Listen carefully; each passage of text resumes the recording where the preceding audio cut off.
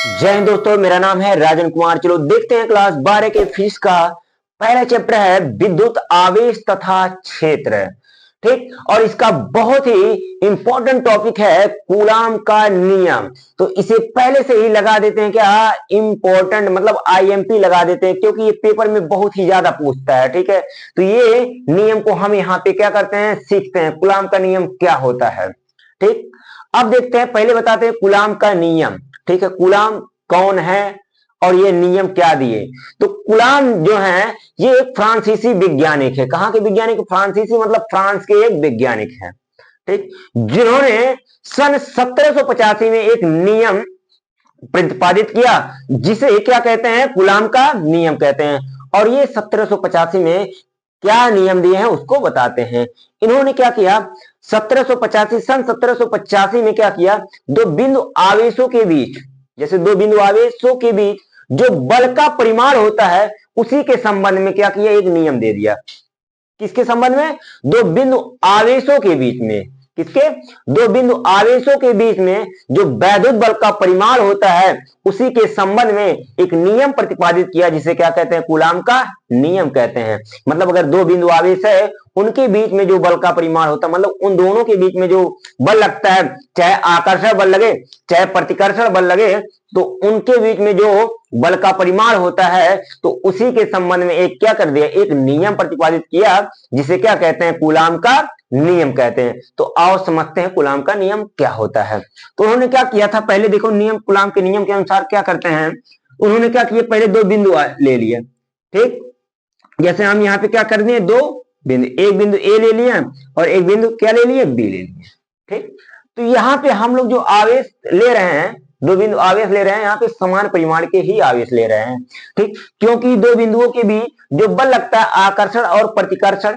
आकर्षण मतलब जब विपरीत प्रकृति के बल रहे, और प्रतिकर्षण मतलब क्या होता है, जब समान प्रकृति के बल रहे। इसको हम बता ही चुके हैं पहले। ठीक, तो यहाँ पे एक पे ले लेते हैं, मान लो बिंदु ए पे ले लेते हैं प्लस Q1 आवेश, और मान लो बिंदु क्या है, बी है, तो इस पे प्लस Q2 आवेश है। और मान लेते हैं इन दोनों आवेशों की जो बीच की दूरी है उसको मान लेते हैं क्या है, R है। इतना तो समझ में आ रहा होगा। ठीक, अब देखो आगे क्या है, इसको समझते हैं। ठीक, ध्यान से समझते जाना कूलाम का नियम क्या होता है, कि पेपर में बहुत ही ज्यादा पूछता है, तो इसको एकदम अच्छे से समझ लेना। ठीक है, यहाँ पे ऐसे समझा देंगे फिर जीवन में भूलने की बीमारी नहीं चालू होगी, क्योंकि कहते हैं बहुत ही बच्चे होते पढ़ते भी है ना, पर भूल जाते हैं। ठीक है, तो ऐसा हम आप सबको नहीं होने देंगे। ठीक है, कि भूलने का झंझट ही खत्म, अब कभी भी भूलेगा नहीं। एक बार ये देख लो ध्यान से, कभी भी जीवन में नहीं भूलेंगे, तो ध्यान से देखते जाना। तो कूलाम का नियम क्या होता है, कूलाम ने क्या किया था, दो बिंदु आवेश लिया था। क्या लिया था, दो बिंदु लिया था। दोनों बिंदु पे मान लेते कुछ दूरी पे दो बिंदु लिया था, एक पे क्या प्लस Q1 आवेश ले लिया और एक पे प्लस Q2 आवेश लिया, और उन दोनों आवेशों की जो बीच की दूरी था उसको R मान लिया। क्या मान लिया, R मान लिया। अब देखो कूलाम ने क्या किया था, जब इतना मान लिया तो कूलाम ने क्या किया था उसको बताते हैं। पहले पॉइंट में कूलाम ने कहा कि ये जो दो बिंदु आवेश है इनके बीच जो बल लगता है, जो ये दो बिंदु आवेश है इनके बीच में जो बल लगता है, ये दोनों आवेशों के इनके बीच में जो बल लगता है, चाहे चाहे आकर्षण बल लगे चाहे प्रतिकर्षण बल लगे, मतलब जो स्थिर बिंदु आवेश है इनके बीच में जो बल लगता है, आकर्षण चाहे प्रतिकर्षण बल लगता है, ये दोनों बिंदु आवेशों के, ये दोनों बिंदु आवेशों के गुणनफल के अनुक्रमानुपाती, मतलब जो बल होता है इन दोनों आवेशों के गुणनफल के क्या होता है, अनुक्रमानुपाती होता है। यानी कि अगर मान लो हिंदी यही इतना लिखेंगे तो हिंदी लिखते नहीं है, उसको ध्यान से समझ के लिख लेना। देखो हिंदी क्या लिखा जाएगा इसका, दो स्थिर बिंदु आवेशों के बीच कार्यरत वैद्युत बल का परिमाण, ऐसे लिखेंगे, दो स्थिर बिंदु आवेशों के बीच कार्यरत वैद्युत बल का परिमाण आकर्षण तथा प्रतिकर्षण। ठीक, आकर्षण तथा प्रतिकर्षण दोनों आवेशों के बीच, दोनों आवेशों के गुणनफल के क्या होता है, अनुक्रमानुपाती होता है। ठीक, तो यहाँ पे हम डायरेक्ट यहाँ पे लिखते हैं क्या, इनके अनुसार लिखते हैं। पहले वाले क्या कहा है, जो बल का परिमाण यानी कि यह होता है अनुक्रमानुपाती Q1 और Q2 होता है। ठीक, क्या होता है, Q1 और Q2 होता है। तो यहाँ पे हिंदी क्या लिखना है, एक इसको लिख लेना और पेपर में क्या करना है, ऐसे डायरेक्ट ही करना, जैसे थोड़ा सा क्या होगा, जल्दी हो जाएगा, ठीक है। और एक गलत नहीं काटा, क्योंकि यहाँ पे देखो जो भी माना गया है यहाँ पे बता चुके हैं और स्टेटमेंट भी बता दिया गया है।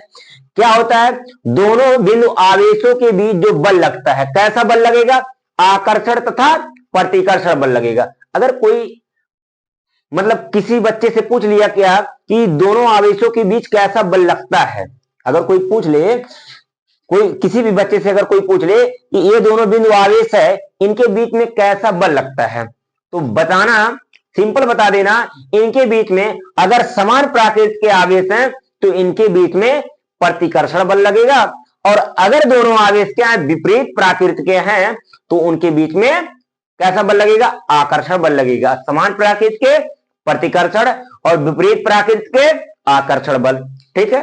तो यही हिंदी में भी लिखा जाएगा, दो स्थिर बिंदु आवेशों के बीच कार्यक वैद्युत बल का परिमाण, आकर्षण तथा प्रतिकर्षण दोनों आवेशों के गुणनफल के क्या होता है, अनुक्रमानुपाती होता है। तो देखो यहां पे लगा दिए हैं, यफ अनुक्रमानुपाती या समानुपाती Q1 Q2। अब देखो दूसरी लाइन में इन्होंने क्या कहा, दूसरी लाइन में कहा कि इन दोनों आवेशों की जो बीच की दूरी है r, जो बल का परिमाण होता है, इन दोनों आवेशों के बीच की दूरी के वर्ग के व्युत्क्रमानुपाती होता है। मतलब इन दोनों आवेशों के बीच जो बल लगता है, ये इन दोनों के बीच की दूरी का जो वर्ग होता है, दूरी है ये r है ना, इसके जो वर्ग का क्या होता है, व्युत्क्रमानुपाती होता है। मतलब अगर कहेंगे यफ अनुक्रमानुपाती 1/r स्क्वायर, ठीक। यही कहा गया कि दोनों बिंदु आवेशों के बीच की दूरी जो वैद्युत बल का परिमाण होता है, ठीक, इन दोनों आवेशों के बीच जो वैद्युत बल का परिमाण होता है, आवेशों के बीच की दूरी के वर्ग के व्युत्क्रमानुपाती होता है। क्या है, जो वैद्युत बल का परिमाण होता है, दोनों आवेशों के बीच की दूरी के वर्ग के क्या होता है, व्युत्क्रमानुपाती होता है। मतलब है अगर देखेंगे ये बीच की दूरी है r, इसी का वर्ग करेंगे, क्या करेंगे, वर्ग करेंगे, तो बल के क्या है, जो बल का होगा यानी कि F होगा, ये इसके व्युत्क्रमानुपाती होता है, यानी कि F व्युत्क्रमानुपाती r स्क्वायर, क्योंकि 1/r हो गया है, ठीक है, इसीलिए। तो मतलब यही कहा गया है। पहले वाली लाइन में देखो क्या कहा है, उसको बताते हैं। पहले वाली लाइन में कहा दो स्थिर बिंदु आवेशों के बीच, मतलब दोनों बिंदु आवेशों के बीच जो वैद्युत बल का परिमाण होता है, दोनों आवेशों के गुणनफल के क्या होता है, अनुक्रमानुपाती होता है। और दूसरी लाइन में कहा दोनों आवेशों के बीच की दूरी जो वैद्युत बल का परिमाण होता है, दोनों आवेशों के बीच की दूरी के वर्ग के व्युत्क्रमानुपाती होता है। अब क्या करते हैं, दोनों को क्या करते हैं, मिला देते हैं आपस में। तो यहां पे देखो अगर इनको समीकरण मान लिया जाए, समीकरण 1 और ये समीकरण 2 मान लिया जाता है, या तो दोनों को एक साथ मिला देते हैं, समीकरण 1 व 2 को मिला देते हैं, तो यहाँ पे देखो ये बनेगा क्या, ये बनेगा F बराबर, अभी बराबर नहीं, तो F अनुक्रमानुपाती बनेगा Q1 Q2/r स्क्वायर बनेगा, ठीक, Q1 Q2/r स्क्वायर बनेगा। अच्छा, सबको पता है, फिजिक्स पढ़ रहा है ना, सबको पता है यदि अनुक्रमानुपाती यानी कि यदि समानुपाती का चिन्ह हटता है तो एक नियतांक आता है, और यहाँ पे एक नियतांक जो आता है k आता है। बार बार देखो 11 में पढ़ चुके हो, जब अनुक्रमानुपाती का चिन्ह हटाते हैं तो एक नियतांक लाते हैं, और वो नियतांक क्या होता है, k फॉर कांस्टेंट आता है, c से कांस्टेंट होता है, पर यहाँ पे k लाएंगे नियतांक के लिए। तो यहाँ भी अगर अनुक्रमानुपाती का चिन्ह हटाएंगे तो एक नियतांक आएगा, और वो नियतांक क्या होगा, k होगा, यानी कि ये मिल जाएगा पूरा फार्मूला। F बराबर हो जाएगा k Q1 Q2/r स्क्वायर। यही क्या है, कूलाम का नियम है। मतलब यही क्या है, दोनों बिंदु आवेशों के बीच क्या है, वैद्युत बल का परिमाण है। अब क्या करते हैं, आगे बढ़ते हैं, ठीक। अब आगे क्या बढ़ेंगे, ये k का मान ही आगे बढ़ाएगा। यहां पे देखते हैं कि जो k क्या है, ठीक, k क्या है, जब मतलब अनुक्रमानुपाती का चिन्ह हटाए हैं तभी तो k आया है। तो समानुपाती का चिन्ह हटाने से तो एक नियतांक आता है। तो यहाँ पे जो k है एक नियतांक है। क्या है? k एक नियतांक है।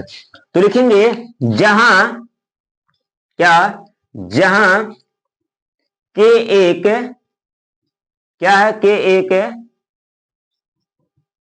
नियतांक है, k एक नियतांक है, जिसे कूलाम नियतांक कहते हैं। क्योंकि क्या क्या बोलते हैं? कूलाम नियतांक।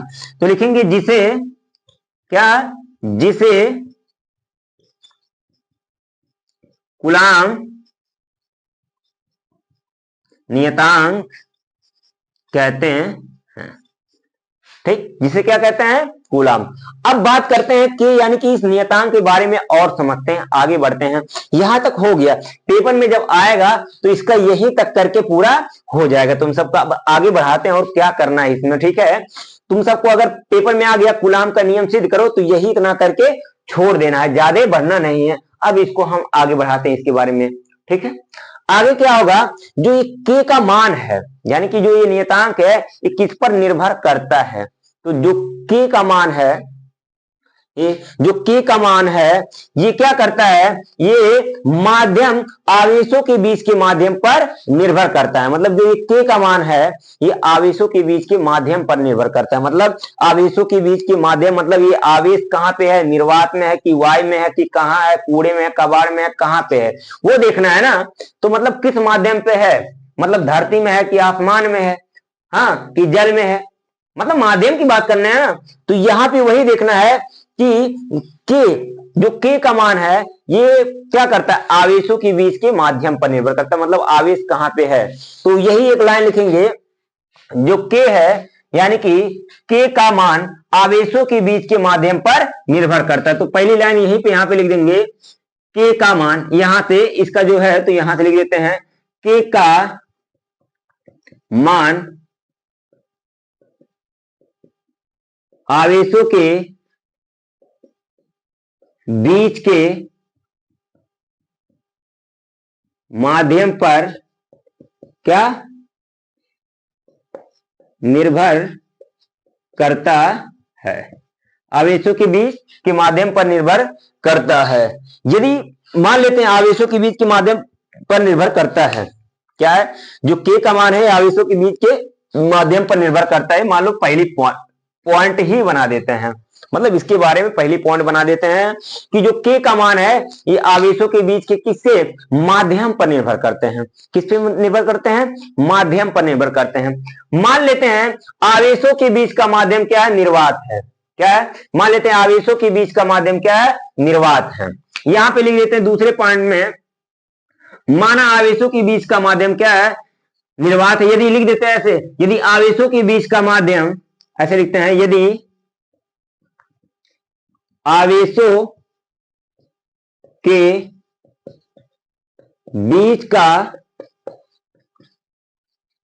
माध्यम क्या है, निर्वात अथवा वायु है।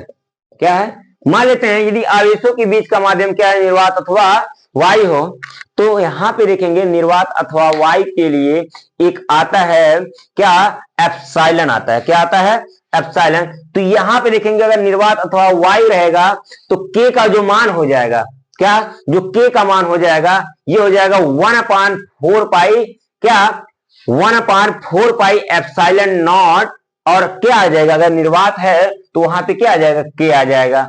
तो क्या हो जाएगा, यहाँ पे पूरे फार्मूला देखेंगे, F बराबर k का मान क्या बदल जाएगा, 1/4 पाई एप्सिलॉन नॉट बन जाएगा। मतलब k का मान क्या बन जाएगा, k का मान जो हो जाएगा 1/4 पाई एप्सिलॉन नॉट। मतलब जो k का मान है 1/4 पाई एप्सिलॉन नॉट के बराबर हो जाएगा। यानी कि इस फार्मूले में क्या हो जाएगा, चेंजिंग आ जाएगी। तो ये हो जाएगा 1/4 पाई एप्सिलॉन नॉट, और क्या हो जाएगा, ये Q1 Q2 बटे R स्क्वायर हो जाएगा। अब देखो यहाँ पे फार्मूला बदल गया, ठीक, बदल गया। अगर इसको लिख देंगे, उस माध्यम को यही ला देंगे तो ये क्या हो जाएगा और आगे बढ़ जाएगा। तो क्या है, जहां पे k क्या है, क्या है, जहां पे के एक नियतांक है, जिसे क्या कहते हैं, कूलाम नियतांक कहते हैं। और इसका जो मान होता है, यानी कि जो के का मान होता है, ये क्या करता है, आवेशों के बीच के माध्यम पर डिपेंड करता है। इतना तो समझ में आ रहा होगा। ठीक, अब आगे बढ़ते हैं, क्या है, ठीक, ध्यान समझते जाना, अब आगे बढ़ते हैं। ठीक, अब यहां पे ये देखो नया नया आया है, एप्सिलॉन आया है। इसको क्या बोलते हैं, एप्सिलॉन नॉट बोलते हैं। है जीरो लगाया ना, इसे बोलते हैं एप्सिलॉन नॉट बोलते हैं। क्या बोलते हैं, एप्सिलॉन नॉट। और है क्या है, पाई है। और ये दोनों क्या है, आवेश है क्या है, आवेशों के बीच की दूरी है। तो यहां पे लिखते हैं एप्सिलॉन नॉट क्या है।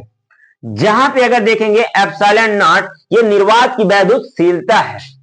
क्या है, ये क्या होता है, ये माध्यम की वैद्युतशीलता है, या कह सकते हैं निर्वात की वैद्युतशीलता है। क्या है, निर्वात की वैद्युतशीलता है। अगर ये देखेंगे, लिखेंगे जहां पे सी क्या है, निर्वात अथवा वायु की क्या है, वैद्युतशीलता है। जहां पे एप्सिलॉन नॉट क्या है, निर्वात अथवा वायु की वैद्युतशीलता है। तो यहां पे एक लाइन लिख ही देते हैं, लिखेंगे जहां एप्सिलॉन नॉट निर्वात अथवा वायु की वैद्युतशीलता है। क्या है, जहां पे एप्सिलॉन नॉट क्या है, निर्वात अथवा वायु की वैद्युतशीलता है। अब देखते हैं एप्सिलॉन नॉट का मान क्या होता है, और एप्सिलॉन नॉट का विमीय सूत्र क्या होता है, एप्सिलॉन नॉट के बारे में देखते हैं। तो एप्सिलॉन नॉट का जो मात्रक पहले देख लेते हैं, क्योंकि यही से आया है। तो पहले देखते हैं एप्सिलॉन नॉट का मात्रक क्या होता है। तो यहां पे देखेंगे एप्सिलॉन नॉट का मात्रक, एप्सिलॉन नॉट का मात्रक होता है कूलाम स्क्वायर पर न्यूटन मीटर स्क्वायर। क्या होता है, कूलाम स्क्वायर पर न्यूटन मीटर स्क्वायर होता है। एप्सिलॉन नॉट का मात्रक क्या होता है, कूलाम स्क्वायर पर न्यूटन मीटर स्क्वायर होता है। अब आगे देखते हैं क्या होता है ये एप्सिलॉन नॉट का मान। एप्सिलॉन नॉट का जो मान होता है, ये होता है 8.854 गुणे 10 पे घाते माइनस 12, क्या 12 कूलाम स्क्वायर पर न्यूटन मीटर स्क्वायर। क्या होता है एप्सिलॉन नॉट का मान, एप्सिलॉन नॉट का जो का मान होता है 8.854, कहीं कहीं 8.854 ही लिखा होता है, या कहीं कहीं और आगे भी लिखा होता है। ठीक, इतना समझ में आ रहा है ना। क्या होता है एप्सिलॉन नॉट का मान 8.854 गुणे 10 पे घाते माइनस 12। अब यही मात्रक क्या हो जाएगा, कूलाम स्क्वायर पर न्यूटन मीटर स्क्वायर। ये क्या होता है, एप्सिलॉन नॉट का क्या होता है, मान होता है। इतना तो समझ में आ रहा होगा कि नहीं, ठीक, इतना तो आया होगा। ठीक, अब देखते हैं, एक बार फिर से समझ लेते हैं, यहीं पे इसको रहने देते हैं, एक बार फिर से इसको समझ लेते हैं। कूलाम का नियम क्या है, कूलाम क्या है, कूलाम एक फ्रांसीसी वैज्ञानिक है। कूलाम क्या है, एक फ्रांसीसी वैज्ञानिक है, जिन्होंने 1785 में एक नियम प्रतिपादित किया। वो नियम क्या है, कूलाम ने क्या किया था, दो स्थिर बिंदु आवेशों के बीच क्या किया था, परीक्षण किया था। मतलब दो बिंदुओं आवेशों के बीच क्या किया, परीक्षण किया। उसके संबंध में उनके बीच, दोनों बिंदुओं के बीच, आवेशों के बीच, दोनों बिंदु आवेशों के बीच जो बल लगता है, उसके परिमाण के संबंध में एक नियम प्रतिपादित किया, जिसे क्या कहते हैं, कूलाम का नियम कहते हैं।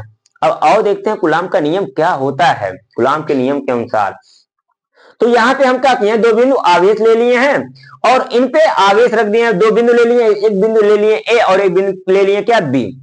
और मान लेते हैं पहले वाले बिंदु पे जो आवेश है वो Q1 है, और दूसरे वाले बिंदु पे आवेश क्या है, Q2 है। फिर मान लिया आगे कि दोनों बिंदुओं के बीच की दूरी क्या है, r है।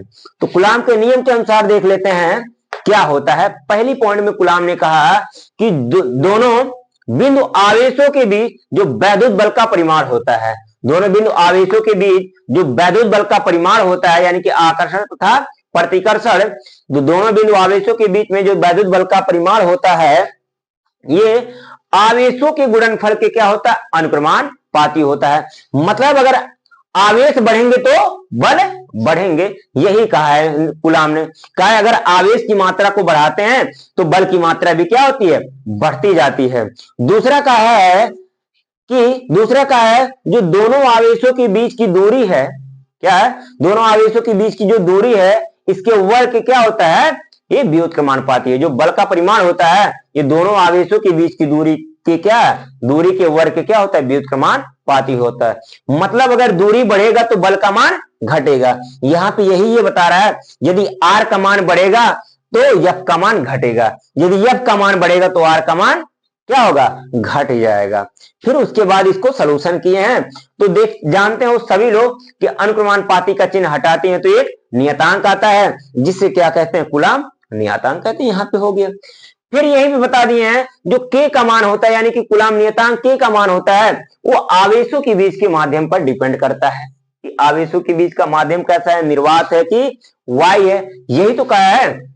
फिर आगे कहा है, ठीक है, यदि आवेशों के बीच का माध्यम, मतलब कूलम्ब में कहा यदि आवेशों के बीच का जो माध्यम है वो निर्वात हो जाए, निर्वात मतलब जहां पे आवेश एकदम दौड़े बढ़िया चले, ठीक है, उसे क्या कहते हैं, मतलब बढ़िया से रनिंग करे, ठीक है, तो वहां पे क्या कहते हैं, वो निर्वात। जैसे हम सब अगर बात कर लेते हैं, हम सब क्या है, निर्वात में है, ये नहीं कि पानी में घुस के जाते हैं, सुरंग में से जाते हैं, ऐसा तो नहीं है ना। तो हम लोग किस माध्यम में है, निर्वात में है, जहां पे प्रकाश आसानी से आ जा सके, ठीक। तो यहां पे क्या किया उन्होंने, दोनों आवेशों के बीच का मान लिया कि माध्यम क्या है, निर्वात है। तो निर्वात है तो यहाँ पे के बराबर हो जाएगा, के का जो मान हो जाएगा ये 1/4 पाई एप्सिलॉन नॉट हो जाता है। यहाँ पे एक चीज और बता देते हैं, ये जो के का मान होता है 1/4 पाई एप्सिलॉन नॉट का मान होता है ये 9 × 10⁻9 होता है, 9 न्यूटन हो जाएगा यहाँ पे, ठीक। तो इसको रहने देते हैं, अब इसको मिटा देते हैं, ठीक। फिर उसके बाद क्या कर लिया, जब यहाँ पे इसका 1/4 पाई एप्सिलॉन नॉट का मान रख दिए तो यहाँ पे एफ का मान जो आ गया ये 1/4 पाई एप्सिलॉन नॉट मिल गया। फिर उसके बाद अगर देखते हैं तो यहाँ पे एप्सिलॉन नॉट एक नया आया है ना, तो देख लेते हैं एप्सिलॉन नॉट क्या होता है। तो एप्सिलॉन नॉट जो होता है ये दोनों आवेशों के क्या, दोनों आवेशों के बीच वैद्युत बल के अगर परिमाण के संबंध में अगर देखेंगे तो ये क्या है, ये वैद्युतशीलता है, क्या है, ये वैद्युतशीलता है। ये दोनों आवेशों के बीच का क्या है, क्या है, ये दोनों आवेशों की क्या है, वैद्युतशीलता है, क्या है, वैद्युतशीलता है। ये जहां पे निर्वात अथवा वायु क्या है, वैद्युतशीलता है, जहां पे एप्सिलॉन नॉट क्या है, निर्वात अथवा वायु क्या है, वैद्युतशीलता है। अगर बात करते हैं एप्सिलॉन नॉट की मात्रक की बात करते हैं तो एप्सिलॉन नॉट की जो मात्रक होता है ये होता है कूलम्ब स्क्वायर पर न्यूटन मीटर स्क्वायर होता है। क्या होता है कूलम्ब का नियम, एप्सिलॉन नॉट का मात्रक क्या होता है, कूलम्ब स्क्वायर पर न्यूटन मीटर स्क्वायर होता है। अब आगे देखते हैं एप्सिलॉन नॉट का मान क्या होता है। तो एप्सिलॉन नॉट का जो मान होता है ये 8.854 × 10⁻12 कूलम्ब स्क्वायर पर न्यूटन मीटर स्क्वायर, ठीक। तो इतना तो समझ में आ गया। अब ध्यान से इसका क्या करो, स्क्रीनशॉट ले लो, और अगर ये समझ में आया होगा तो आप सबका पेपर में 2-3 नंबर तो 100% बनना ही है। तो ध्यान से इसका स्क्रीनशॉट ले लो, ठीक। अब यहीं पे होता है हमारा क्लास समाप्त। नेक्स्ट क्लास की इंतजार जरूर करना, और चैनल से नए जुड़े हो तो चैनल को लाइक सब्सक्राइब शेयर जरूर कर देना, ठीक है। जय हिंद।